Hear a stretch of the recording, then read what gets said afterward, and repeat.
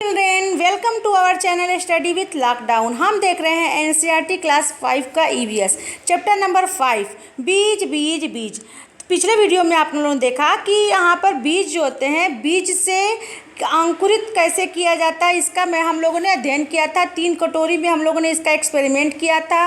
फिर हम लोगों ने एक ऐसे पौधे के बारे में पढ़ा था कि जो कीड़ों का और शिकार करता है, कीड़ों का, चूहों का, मेढकों का शिकार करता है। इस पौधे का नाम था निपेंथिस। और ये कहाँ पाया जाता है? ये पाया जाता है ऑस्ट्रेलिया, इंडोनेशिया और भारत के मेघालय राज्य में ये पाया जाता है। इसका आकार लंबे घड़े जैसा होता है और इसमें से खास खुशबू आती है जिसकी वजह से कीड़े खींचे चले आते हैं और जाकर अंदर फंस जाते हैं और बाहर नहीं निकल पाते हैं। और देखिए यह पौधा कितनी चतुराई से अपना शिकार करता है। अब आज देखते हैं हम कितने सारे बीज। यहाँ पे देखिए कि तुम कितनी तरह के बीज इकट्ठे कर सकते हो। सोचो तुम्हें ये बीज कहाँ कहाँ से मिलेंगे, आप कितने तरह से बीज इकट्ठा कर लेंगे और ये जो बीज आपको कहाँ से मिलेंगे। सारी कक्षा मिलकर तरह तरह के बीजों को इकट्ठा करें। सारे लोग मिलकर बीजों को इकट्ठा करेंगे। हो गए ना बहुत सारे बीज इकट्ठे। कोई मटर का बीज लाया है, कोई राजमा का बीज लाया है, कोई चना का बीज लाया है, कोई कुछ का बीज लाया है। इतने सारे बीज, और इन बीजों को ध्यान से देखेंगे। बीजों का रंग, उनके आकार, गोल या चपटा या ऊपरी सतह जो है खुरदरी या मुलायम है, सबके अलग अलग हम लोग ऑब्जर्वेशन करेंगे। और उसके बाद दी गई तालिका में एक चार्ट बनाओ और पूरी कक्षा मिलकर उसको भरो। जैसे बीज का नाम क्या है, जैसे मान लीजिए पहला बीज राजमा है और इसका रंग क्या है, इसका रंग भूरा है। इसका आकार कैसा है? इसका आकार किडनी जैसा है। इसकी ऊपरी सतह क्या है? इसकी ऊपरी सतह मुलायम है। ये सारे बच्चे ऐसे ऐसे बीजों का क्या करेंगे? तालिका बनाएंगे। अब आपको सारे तालिका बना लेंगे। अब सोचो क्या सोचना है, क्या इस सूची में सौंफ और जीरा भी है? क्या है? सौंफ और जीरा भी है? तो नहीं, ये सौंफ और जीरा नहीं है, मुझे लग रहा है कि नहीं है। इकट्ठे किए बीजों में से सबसे छोटा और सबसे बड़ा बीज कौन है? आप जितने बीज इकट्ठा किए हो इस बीज में से सबसे छोटा बीज और सबसे बड़ा बीज आपको देख लेना है। अब आपको क्या करना है? समूह बनाओ और लिखो। इसमें क्या करना है? समूह बनाना है, लिखना है। क्या लिखना है? कि जो बीज मसालों के रूप में इस्तेमाल होते हैं उनको लिखना है, जो सब्जी के बीज हैं, जो फलों से इकट्ठा किए गए हैं, जो हल्के हैं जिसको फूंक मार करके हम पता कर सकते हैं। तो हल्के बीज कैसे पता करेंगे? और हल्का सा हम फूंक मारेंगे तो बीज जो है उड़ जाएंगे, उड़ कर इधर उधर चले जाएंगे तो हम पता करेंगे। और जो चपटे हैं, इन सारों का क्या करना है? हम लोगों को लिस्ट बना लेना है। और भी समूह बनाओ। कितने समूह बना पाए आप? इतना तक बता दिया गया, ये आप बनाना है ग्रुप। और भी आप ग्रुप अपने मन से बना सकते हो। क्या तुम बीजों से खेलने वाला कोई खेल जानते हो? हाँ बिल्कुल सही, हम बीजों से खेलने वाला एक खेल जानते हैं जो इमली के बीजों से खेला जाता है। किसके बीजों से? इमली के बीजों से खेलने वाला एक खेल हमको पता है, जो छोटे बच्चे गांव के लोग खेलते हैं। तो वो अपने ये हम लोग खेलते हैं, खेले होंगे, आप लोग भी खेले होंगे। अब देखिए क्या करना है आपको, अपने दोस्तों से पता कर लो।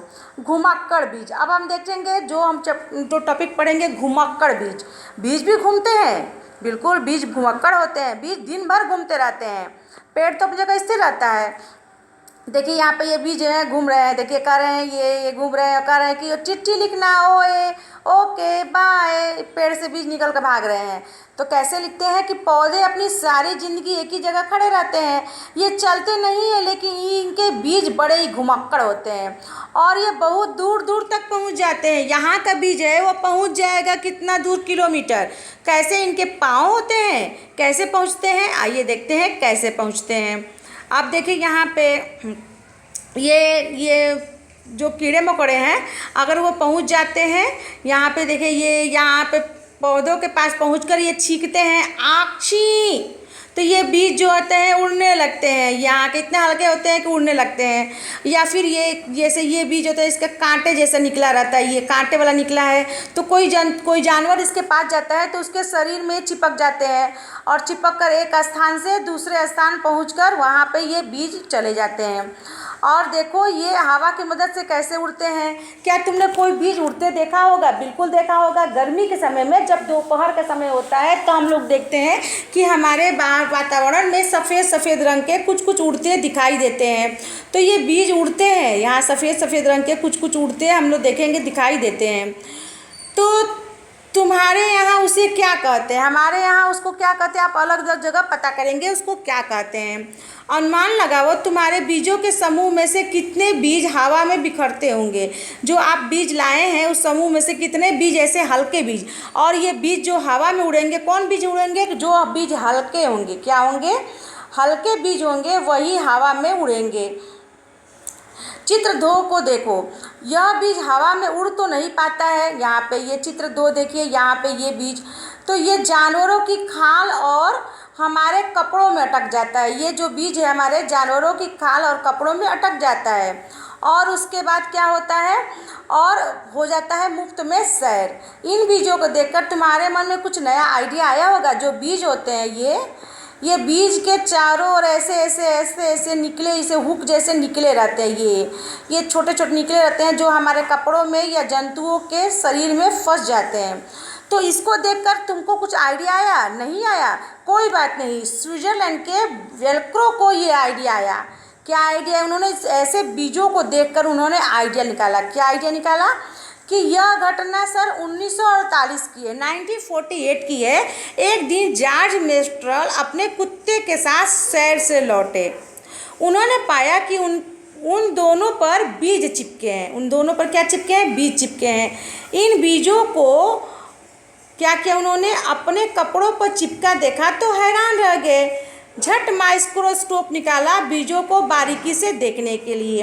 बीजों में छोटे छोटे हुक लगे थे। बीजों में क्या लगे थे, बीज थे उसमें छोटे छोटे क्या लगे थे, हुक लगे थे, और इनकी मदद से बीज जो थे कपड़ों के रेशों पर अटक गए थे। यह देखकर मेस्ट्रल को आइडिया आया। क्या आइडिया आया, वेल्क्रो बनाने का आइडिया आया। वेल्क्रो जो होता है इससे दोनों सतह चिपक जाती हैं और खुलने पर चर चर की आवाज़ होती है। तुमने बस्ते, कपड़े, जूते, पट्टे आदि पर इसका इस्तेमाल देखा होगा। इसको ऐसे, इसको रहता है चिपकाया जाता है, ये इसके ऊपर इसको चिपका दिया जाता है और इसमें छोटे छोटे छोटे छोटे लगे रहते हैं। ये हुक से लगाए जाते हैं। आप लोगों ने जैसे यहाँ पर ये देखिए, ये वेल्क्रो है, ये यहाँ पे ये चिपकाया, इसके ऊपर इसको चिपका, इसको ले जाकर इसके ऊपर चिपका दिया जाता है। तो ये आइडिया, वेल्क्रो का आइडिया किसको आया, ये मेस्ट्रल को आया। ये कहाँ के रहने वाले थे, ये रहने वाले थे ये स्विट्जरलैंड के। कहाँ से रहने वाले थे, स्विट्जरलैंड के। और इन्होंने जो ये हुक का इसका आइडिया निकाला उसको कहते हैं वेल्क्रो। वेल्क्रो को आविष्कार किसने किया था, इसका आविष्कार किया था मेस्ट्रल ने। और इसका क्या होता है, इसका प्रयोग हम बस्ते में, कपड़े में, जूते के पट्टे आदि में इस्तेमाल करते हैं। तो है ना मज़ेदार किस्सा, प्रकृति से प्रेरणा लेने का। ये प्रकृति ने बनाया वेल्क्रो को, जिसका हम लोग किस में इस्तेमाल करते हैं, जूतों में या बस्तों में इसका इस्तेमाल करते हैं। आप देखिए, चित्रों को देखकर अंदाज़ा लगाओ कि इनमें बीज किस किस तरह से बिखर रहे हैं। यहाँ पे गिलहरी है, ये खा रही है और अपने यहाँ से बीजों को ले जाकर कहीं दूसरी जगह इसने खा के बीज को छोड़ दिया होगा। चिड़िया जो है अपने मुंह में लेकर गई होगी फल को और कहीं खाकर इसको छोड़ देगी। ये नारियल है, नारियल का बीज जो है पानी में गिरकर बहकर कहीं दूसरी जगह चला जाता है। पौधे स्वयं भी अपने बीजों को दूर छिटक देते हैं। कुछ ऐसे पौधे हैं जो अपने बीजों को दूर छिटक देते हैं, सूख कर वो दूर पककर छिटक जाती हैं। जैसे सोयाबीन की फलियाँ, सोयाबीन की जो फलियाँ होती हैं वो पककर सूख जाती हैं और चिटक कर बिखरने लगती हैं। उसकी आवाज़ सुनी है कभी आपने, उसकी आवाज़ सुनी है, नहीं सुनी है तो जान जाइए। सोयाबीन की फलियाँ होती हैं पक जाती हैं और उसके बीज जो होते हैं छटक जाते हैं। सोचो अगर बीज नहीं बिखरते यानी एक जगह पड़े रहते तो क्या होता, बिल्कुल बहुत यहाँ पर हमको घाटा हो जाता, बहुत हानि होती। क्यों, क्योंकि एक ही जगह बीज होते तो हमको जो सामान, जो हम तरह तरह की चीज़ें खाते हैं वो हमको नहीं मिल पाती, वो एक ही स्थान पर पड़ी रहती। इस तरह जो बीज है अलग अलग जगह पड़े रहते हैं, अलग अलग इनका जो होता है, हर जगह बिखरे हैं तो अलग अलग जगह ये पौधे पाए जाते हैं, हर जगह इनका पौधे मिल जाते हैं। एक सूची बनाओ कि बीज किस किस तरह से बिखरते हैं। आपको क्या बनानी है, एक सूची बनानी है कि बीज जो होता है कैसे कैसे बिखरते हैं। एक स्थान से बिखरना मतलब एक स्थान से दूसरे स्थान जाता है। एक तोड़ कर जाते हैं, दूसरा जानवरों के शरीर में फंस जाते हैं, तीसरा चिटक भी जाते हैं, चौथा पानी में गिर जाते हैं, पांचवा हवा से उड़ जाते हैं। कई तरह के होते हैं। आपको उसको क्या करनी है, सूची बना रही है।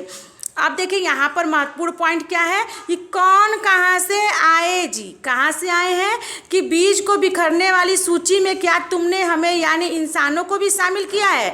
इंसान भी एक स्थान से दूसरे स्थान पर बीज को लाते हैं, नहीं लाते हैं तो देखिए कैसे लाते हैं, शामिल किया गया है। हाँ, हम भी बीजों को यहाँ से वहाँ पहुँचाते हैं, अनजाने में या जानबूझकर हम भी बीजों को ढोने का काम करते हैं, बीजों को एक स्थान से दूसरे स्थान पर पहुँचाने का काम करते हैं। कैसे?